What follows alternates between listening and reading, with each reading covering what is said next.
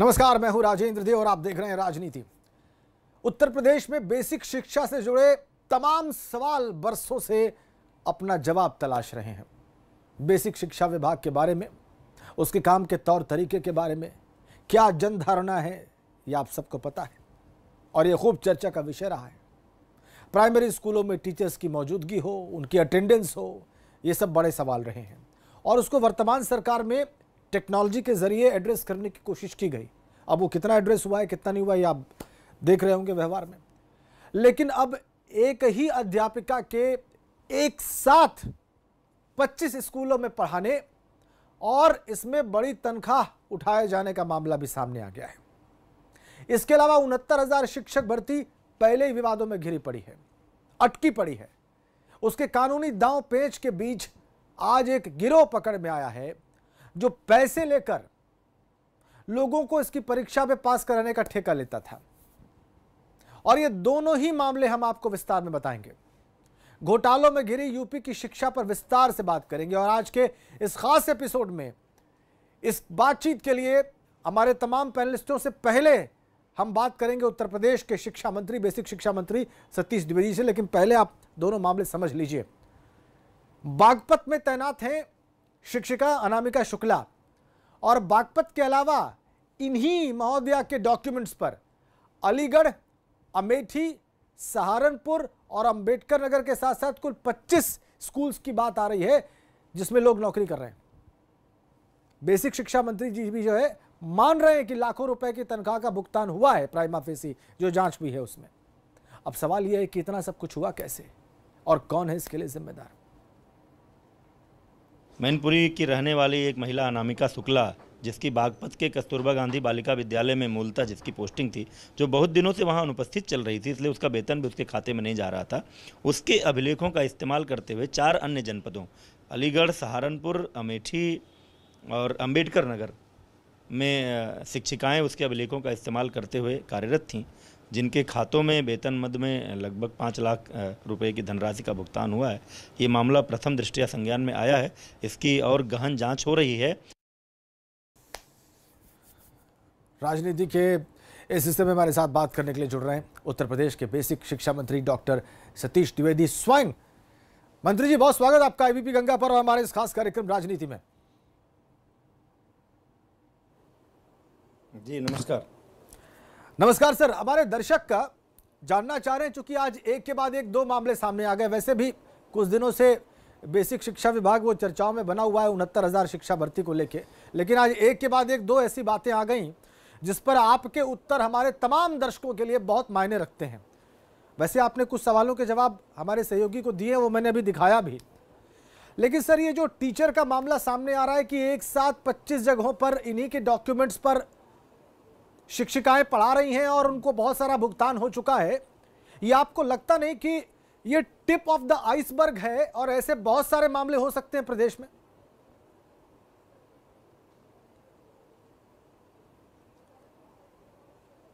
देखिए, कस्तूरबा गांधी बालिका विद्यालयों में जो नियुक्ति होती है शिक्षिकाओं की, फुल टाइम टीचर और पार्ट टाइम टीचर की, ये जिला स्तरीय विज्ञापन होता है। जिला स्तरीय जो चयन समिति होती है वो नियुक्ति करती है और ये नियुक्ति संविदा के आधार पर होती है, इसमें कोई भी स्थायी नहीं होता है।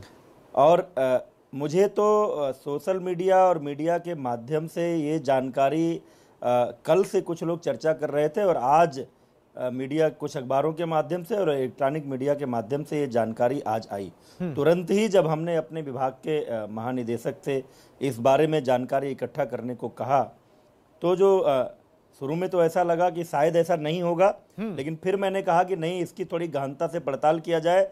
जांच रिपोर्ट बाद में आती रहेगी, लेकिन मैं इस बात का पक्षधर हूं कि जब मीडिया सामने हो, कुछ प्रश्न सामने हो, तो स्पष्ट उत्तर दिए जाने चाहिए।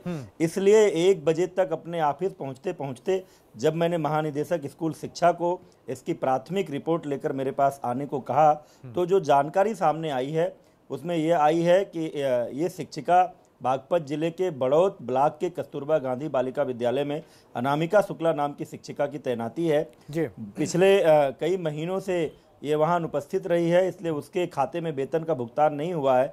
लेकिन इसी शिक्षिका के अभिलेखों के आधार पर 4 जनपद अलीगढ़, अमेठी, सहारनपुर और अंबेडकर नगर के 4 जनपदों के एक कस्तूरबा गांधी बालिका विद्यालयों में इसी शिक्षिका के अभिलेखों के आधार पर अन्य शिक्षिकाएं सेवारत पाई गई हैं और कुल मिलाकर के उनके खातों में 5 लाख से अधिक की धनराशि का भुगतान हुआ है। मेरी दृष्टि में ये बहुत गंभीर मामला है और मैंने आज ही 2 तरह के आदेश दिए हैं अपर मुख्य सचिव को। एक आदेश दिया है इस मामले की गहन जांच कराने के लिए, इसमें जो चारों शिक्षिकाएं हैं उनके खिलाफ एफआईआर दर्ज कराने के लिए, और किसी भी जिस भी अधिकारी कर्मचारी की मिलीभगत है उसके खिलाफ जांच करा के विभागीय कार्यवाही के साथ साथ आपराधिक कृत्य मानते हुए एफआईआर दर्ज कराने के लिए। और साथ ही दूसरा आदेश दिया है कि पूरे उत्तर प्रदेश के सभी 700 से अधिक कस्तूरबा गांधी बालिका विद्यालयों में जो शिक्षिकाएं नियुक्त हैं उनके सबके अभिलेखों की जांच की जाए, ताकि कहीं और अगर इस तरह का फर्जीवाड़ा हो तो वो भी पकड़ में आए और संबंधित लोगों के खिलाफ कार्रवाई की जा सके। जी, अब मंत्री जी यही मैं जानना चाह रहा था कि ये तो एक मामला है, आपने गंभीरता से लिया, आपने त्वरित जांच के आदेश दिए, आपने एफआईआर दर्ज करने को कहा। इस मामले में क्या आपकी आशंका अभी इस पॉइंट तक नहीं पहुंची है कि ऐसे बहुत सारे मामले हो सकते हैं, न सिर्फ कस्तूरबा विद्यालय में बल्कि प्रदेश में जो और विद्यालय ऑपरेट कर रहे हैं वहां पर या और जनपदों में भी? मैं बिल्कुल, देखिए, जब से उत्तर प्रदेश की योगी सरकार सत्ता में आई उसी समय इस बात की सुगबुगाहट हुई, शिकायतें आई कि पिछली सपा बसपा सरकारों के कार्यकाल में बड़ी संख्या में बेसिक शिक्षा विभाग में फर्जी शिक्षकों की नियुक्तियां हुई। तुरंत माननीय मुख्यमंत्री श्री योगी आदित्यनाथ जी ने एसटीएफ को और एसआईटी को ये जांच सौंप दी और लगभग 4000 शिक्षक जो जिनकी जांच के द्वारा ये स्पष्ट हो चुका है कि वो उनकी नियुक्ति फर्जी है, उन शिक्षकों को हम बर्खास्त कर चुके हैं, उनके वेतन की रिकवरी कर चुके हैं, उन पर एफआईआर दर्ज किया जा चुका है। क्योंकि बिल्कुल हम इस पक्ष में नहीं है कि ऐसे किसी व्यक्ति को बख्शा जाए। कस्तूरबा गांधी में चूंकि संविदा के आधार पर नियुक्तियां होती थी, जिला स्तर पर नियुक्तियां होती थी, कभी इस तरह का कोई प्रकरण संज्ञान में आया नहीं। इसलिए आज जैसे ही मामला मेरे संज्ञान में आया है, मैंने पूरे उत्तर प्रदेश के सभी कस्तूरबा गांधी विद्यालयों के जो शिक्षिकाएं कार्यरत हैं उनके सभी अभिलेखों की जांच करने का, ऐसा किसी तरह का कोई मामला हो तो उसको पकड़ में लाने का आज ही मैंने अपर मुख्य सचिव को आदेश दिया है और कल से ही उस मामले की जांच शुरू हो जाएगी। कहीं भी कोई इस तरह का मामला आएगा तो उसको सबके संज्ञान में लाएंगे, कोई भी तथ्य दबाने छिपाने का प्रयास नहीं होगा और जिन लोगों ने भी ऐसा किया होगा ऐसे शिक्षिकाओं और उनकी भर्ती में सहयोग करने वाले अधिकारियों कर्मचारियों के खिलाफ कठोर कार्रवाई करेंगे। जी मंत्री जी, अब आगे बढ़ते हैं। चूंकि 69,000 भर्ती का मामला इस सरकार का एक बड़ा प्रोजेक्ट रहा है, आपकी कोशिश रही है कि लोगों को रोजगार मिले, लेकिन वो बार बार अटक रहा है। अब वो कोर्ट में जो मामला है उससे इतर मैं आज की खबर के बारे में बताऊं जिसके बारे में आपको मालूम ही होगा, हमारे दर्शक भी जान ले कि एक गिरोह पकड़ा गया है, उसके 8 लोग गिरफ्तार किए गए हैं। ये लोग पैसा लेते थे और ये कहते थे कि हम आपको भर्ती करवा देंगे, आपकी काउंसलिंग करवा देंगे, आप जहां चाहेंगे वहां आपकी नियुक्ति हो जाएगी। एक मामला सामने आया है, अभी इसमें जांच चल रही है। क्यों न माना जाए कि इस गिरोह में हो सकता है कुछ लोग इससे पैसा देकर लाभान्वित भी हुए हों और लाभान्वित हुए हों तो वो मौन हो, वो कुछ ना कह रहे हो, लेकिन जो लाभान्वित नहीं हुआ उसकी वजह से बात सामने आ गई।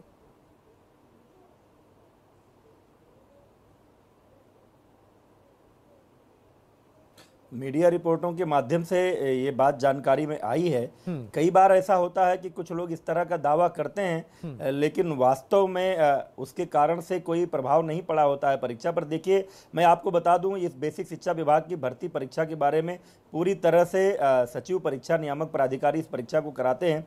ये पूर्णतया गोपनीय होता है कि कौन सी एजेंसी परीक्षा करा रही है, कौन लोग विशेषज्ञ समिति में हैं, कौन प्रश्न बना रहा है, मंत्री तक को भी इस बात की जानकारी नहीं होती है, पूर्णतया गोपनीय होता है। लेकिन हमेशा से विभाग का और मैं जब से आया हूं कोशिश यही होती है, हमारी सरकार की कोशिश ये होती है कि परीक्षा की पवित्रता बनी रहे, गोपनीयता बनी रहे। अगर कहीं से पुख्ता सबूत इस बात के आएंगे कि परीक्षा में इस तरह की कोई धांधली हुई है या गलत तरीके से कुछ लोगों को किसी रैकेट ने किसी तरह का कोई लाभ पहुंचाया है, तो निश्चित रूप से इस मामले में भी जांच कराएंगे और जो भी दोषी लोग होंगे उनके खिलाफ कड़ी कार्रवाई करेंगे। सर, लेकिन आपको नहीं लगता कि विश्वसनीयता का संकट खड़ा हो जाता है जब इस तरह की बात सामने आती है? तो नहीं, बिल्कुल किसी भी परीक्षा के बारे में इस तरह की बातें सामने नहीं आनी चाहिए। परीक्षा की गोपनीयता, परीक्षा की विश्वसनीयता, ये सबसे महत्वपूर्ण होता है। कई बार क्या होता है कि कई ऐसे रैकेट गिरोह पकड़ में आते हैं जो इस तरह की कोशिशें करने की प्रयास करते हैं, लेकिन अपने प्रयास में सफल नहीं हो पाते हैं। लेकिन कहीं भी अगर इस तरह का प्रमाण मिलेगा कि ऐसा कोई गिरोह अपने प्रयास में किसी तरह से सफल हुआ है, गिरोह के माध्यम से किसी की भर्ती हुई है, तो निश्चित रूप से उन मामलों की जांच कराएंगे। उन मामलों की जांच होगी या फिर परीक्षा की पूरी प्रक्रिया पर या भर्ती की पूरी प्रक्रिया पर इसका कोई असर पड़ेगा मंत्री जी? अब इस तरह से अगर देखिए, अगर इस तरह से भर्ती होने लगी कि कहीं भी कोई व्यक्ति कोई बयान दिया कि हम इस तरह से करते हैं और बिना इस बात के प्रमाण के कि वो कर पाए, बहुत सारे हर परीक्षा में, हाई स्कूल, इंटर से लेकर तमाम सारी परीक्षाओं में आप देखिए, इसके पहले नकल का उद्योग चलता था उत्तर प्रदेश में हाई स्कूल, इंटर में। हाँ। लेकिन जब से उत्तर प्रदेश की योगी सरकार आई, नकल विहीन परीक्षा हो रही। तो गिरोह बहुत सारे ऐसे हैं जो लोगों को गुमराह करते हैं, लोगों से धन ऐंठने की कोशिश करते हैं। इस आधार लेकिन पर ऐसी भी बातें सामने आई हैं सर, ऐसी भी बातें सामने आई हैं जब ऐसे गिरोहों की वजह से चीजें प्रभावित हुई हैं। परीक्षा हो पाएगी ना कोई भर्ती हो पाएगी। लेकिन अगर इस बात के पुख्ता प्रमाण मिलेंगे कि किसी गिरोह के, किसी रैकेट के आधार पर अगर कुछ लोगों ने भर्ती पाई है, यह बात संज्ञान में आएगी, तो निश्चित रूप से जांच करेंगे और उसमें जो भी जरूरी होगा आगे कार्रवाई करेंगे। मंत्री जी, एक सवाल और, बार बार जब मैंने बताया लोगों को कि मैं आज आपसे बात करने वाला हूं, तो लोगों ने एक सवाल बार बार पूछा कि मैं आपके सामने रखूं, और मैं आपके सामने रख रहा हूं, अभ्यर्थियों की मांग पर रख रहा हूं, एमआरसी को लागू करने को लेकर और आरक्षित जो वर्ग है 69,000 में, उसके साथ कुछ अन्याय की बात कई लोगों ने लिखी सोशल मीडिया पर कि एमआरसी किस तरह से लागू किया गया, ये आपत्तिजनक है। इस पर आप स्पष्टीकरण दें। इन सब मुद्दों पर देखिए, अभ्यर्थियों के जो सवाल हैं, जो सोशल मीडिया पर तैर रहे हैं, जो आप लोगों के माध्यम से आ रहे हैं, उन सवालों का, वो सवाल इतने तरह के हैं। हर अभ्यर्थी अपने तरीके से भर्ती परीक्षा को संपन्न कराना चाहता है, वो हम नहीं कर सकते। देखिए, जो भी भर्ती हो रही है जिसमें आरक्षण के उन्हीं नियमों का पालन हो रहा है जो भारत के संविधान की व्यवस्था है, जो उत्तर प्रदेश सरकार के जो विधि सम्मत व्यवस्था है, जो कार्मिक विभाग के नियम और निर्देश है, वो व्यवस्था है। बेसिक शिक्षा विभाग अपने स्तर पर इसमें ना किसी तरह का नियम बनाता है, ना कोई मनमानी करता है। अब इन मुद्दों पर अभ्यर्थियों की सुविधा अनुसार ना तो हम भर्ती कर सकते हैं, ना अलग अलग अभ्यर्थी को लाभ पहुंचाने वाले कानून बना सकते हैं। इसलिए ऐसे प्रश्नों का उत्तर मीडिया के माध्यम से मैं नहीं दे सकता। अच्छा मंत्री जी, एक आखिरी सवाल, 69,000 भर्ती प्रक्रिया, आपका क्या आकलन है? चूंकि बहुत सारी चुनौतियां उसके सामने हैं, वो कब तक पूरी हो जाएगी, इस बारे में कोई बात हमारे दर्शकों के सामने रखें। नहीं, हम तो भर्ती प्रक्रिया को पूरी कर रहे थे। अगर हमारे विभाग की कार्य योजना सफल हो पाई होती तो 6 जून को काउंसलिंग की प्रक्रिया पूरी हो जाती और हम अब तक तो बहुत सारे अभ्यर्थियों को नियुक्ति पत्र दे चुके होते। लेकिन अब बीच में माननीय न्यायालय का आदेश आ गया, उस आदेश का अनुपालन करना ही था। आदेश का अनुपालन करते हुए हमने काउंसलिंग की प्रक्रिया स्थगित की है और हम डबल बेंच में अपील में जा रहे हैं। इस बात के लिए, अपील के लिए हम जा रहे हैं कि हमको भर्ती प्रक्रिया को पूरा करने की अनुमति दी जाए। शेष जो यूजीसी के माध्यम से विशेषज्ञों की समिति बनेगी और अगर कोई संशोधन का सुझाव आएगा उत्तरों में तो फिर उस आधार पर हम कार्रवाई करेंगे, क्योंकि माननीय न्यायालय से ऊपर कोई नहीं है। जैसा माननीय न्यायालय का आदेश होगा उसका अनुपालन करेंगे, लेकिन हम चाहते हैं कि भर्ती प्रक्रिया संपन्न हो, उसके लिए हम अभी भी प्रयासरत हैं। बहुत बहुत धन्यवाद मंत्री जी, बहुत बहुत धन्यवाद डॉक्टर सतीश द्विवेदी हमसे बातचीत करने के लिए, इस कार्यक्रम में जुड़ने के लिए और तमाम सवालों के उत्तर देने के लिए। आगे बढ़ते हैं और हमारे साथ एक पूरा पैनल मौजूद है। ये जो 2 बड़ी खबरें हैं, इस पर बात करने के लिए हमारे साथ हमारे बहुत सारे मेहमान मौजूद हैं। उससे पहले दूसरी बड़ी खबर के बारे में थोड़ा सा मैं आपको बता दूं। प्रयागराज से सामने आई, यहां पर पैसे लेकर भर्ती कराने का ठेका लेने वाला गिरोह सामने आया और अब तक अभ्यर्थी ने जो शिकायत की उसमें 7.5 लाख रुपए लिए गए और 69,000 भर्ती की परीक्षा में सफल कराने का प्रलोभन दिया गया। लेकिन जब इसका चयन नहीं हुआ तो उसने इस बात की शिकायत की। इस गिरोह के लोग परीक्षा में पास कराने से लेकर काउंसलिंग कराने और मनचाहे जिले में नियुक्ति कराने का ठेका लेते थे। इस गिरोह में कॉलेज संचालक और ग्राम प्रधान जैसे लोग भी शामिल हैं। ये देखिए जो लोग गिरफ्तार हुए उनकी तस्वीरें।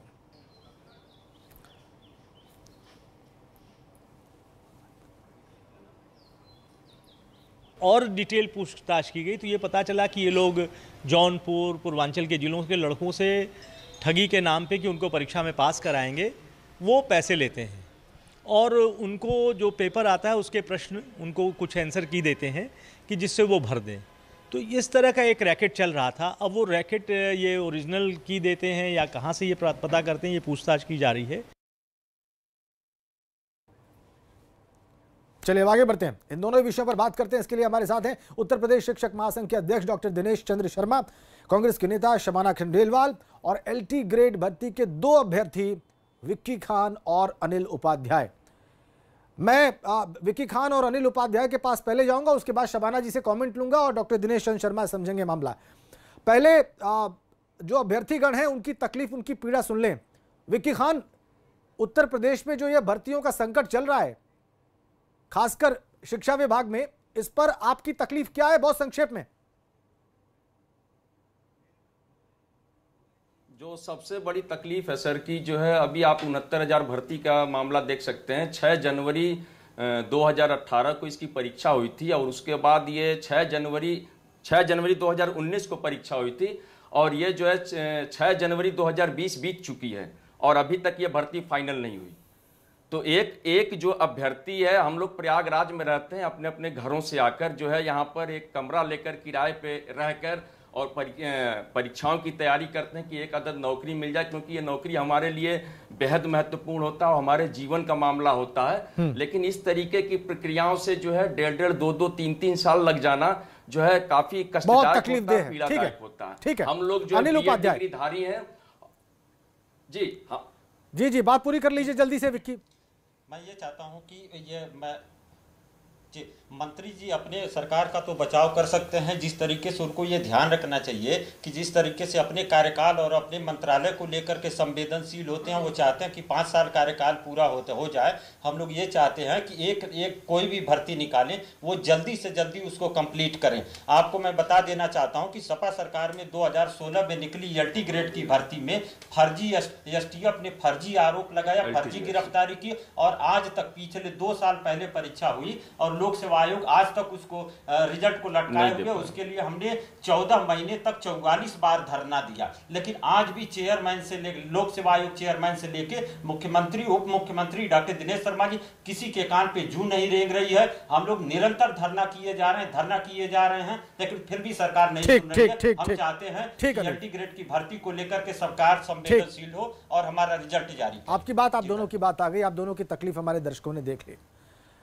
शबाना खंडेलवाल हमारे साथ हैं, कांग्रेस की नेत्री हैं, इस वक्त चर्चा में है। शबाना जी, उत्तर प्रदेश में ये जो शिक्षा विभाग की जो भर्तियों का सारा कांड हो रहा है, क्या कहेंगी आप, क्या गड़बड़ है? देखिए, ये बहुत शर्मनाक चीज़ है और इन सब में सबसे ज़्यादा तकलीफ दे उन लोगों के लिए है जो सही पढ़ाई करके, मेहनत करके और वहाँ तक पहुँचते हैं और उसके बाद चंद लोगों के फर्जी बाड़े से वो वहीं के वहीं जहाँ से चलते हैं वहाँ खड़े हो जाते हैं। ये एक विडंबना है जो कई सालों से ये प्रक्रिया हो रही है उनके साथ। ये तकलीफ दे है। जो अच्छे लोग हैं, जो डिजर्व करते हैं, वो सफर कर रहा है।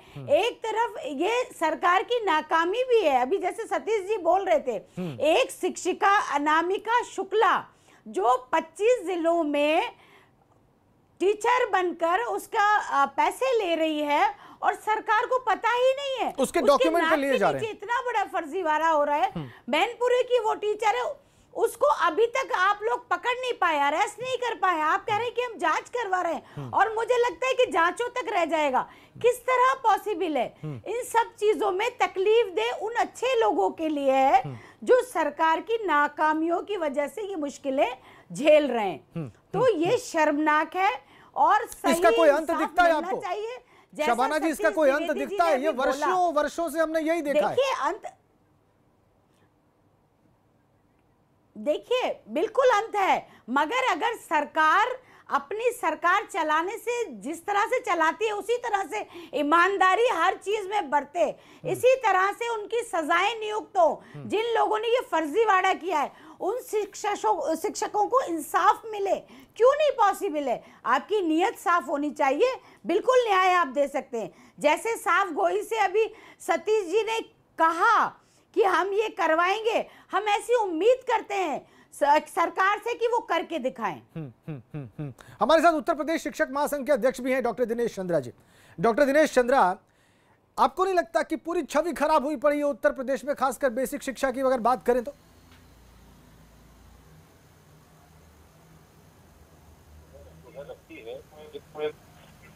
कस्तूरबा गांधी विद्यालय का हिस्सा है, उसको कई जिलों में मानदेय भुगतान का प्रकरण है। इस पर मैं कहना चाहूंगा कि ये कस्तूरबा का जो वितरण है, ये जो बेसिक शिक्षा के जो रेगुलर टीचर है उनसे थोड़ा अलग, क्योंकि कई जगह नौकरी करने की बात हो या एक से अधिक भुगतान लेने की बात हो, वो 2012 के बाद से उस पर रोक लग गई, क्योंकि प्रदेश में जितने भी बेसिक शिक्षा परिषद के अध्यापक हैं उनको ऑनलाइन पेमेंट से भुगतान होता है। उनका जो भुगतान है वो उनके पैन कार्ड और आधार कार्ड से अटैच है, डबल भुगतान नहीं हो सकता। ये जो कस्तूरबा का मामला है इसकी कमेटी अलग है, इसका जिला स्तर पर मामला होता है, विभाग का ध्यान इस ओर नहीं गया। ये जो आपके माध्यम से मेरे संज्ञान में आया है, ये बहुत बड़ा अपराध है कि अगर ये कोई शिक्षा है अस्थायी रूप से और वो 4 या 5 जगह ले रही है, इसमें माननीय मंत्री जी ने भी स्वीकार किया कि उनकी जगह बहुत गंभीर है। तो ये एक मैं समझता हूँ कि आपके को उठाने के बाद सरकार का ध्यान इस ओर जाएगा और कस्तूरबा गांधी या मानदेय वाले या अस्थायी वर्कर जो भी बेसिक शिक्षा में है उन पर भी उसी प्रकार की व्यवस्था लागू होगी।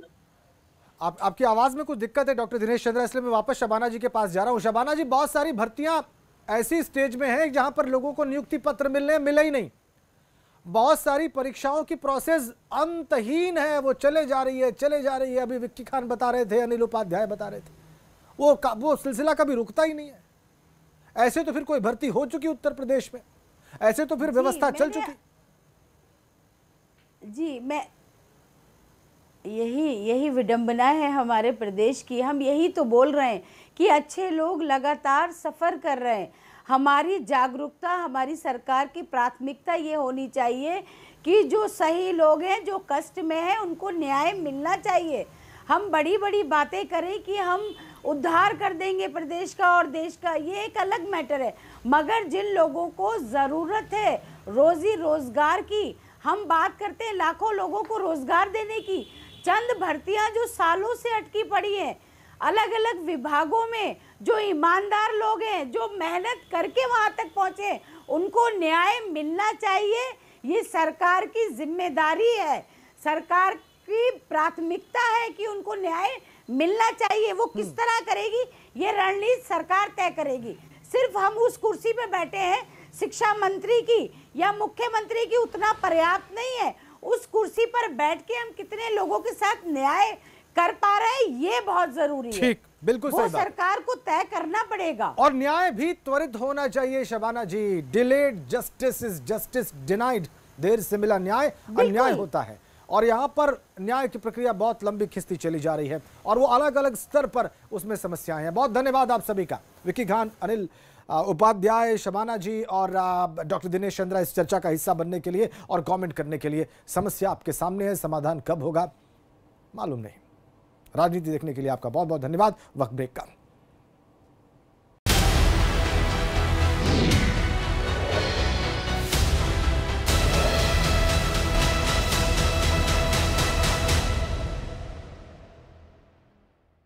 दांतों को जर्म्स से सुरक्षित रखने के लिए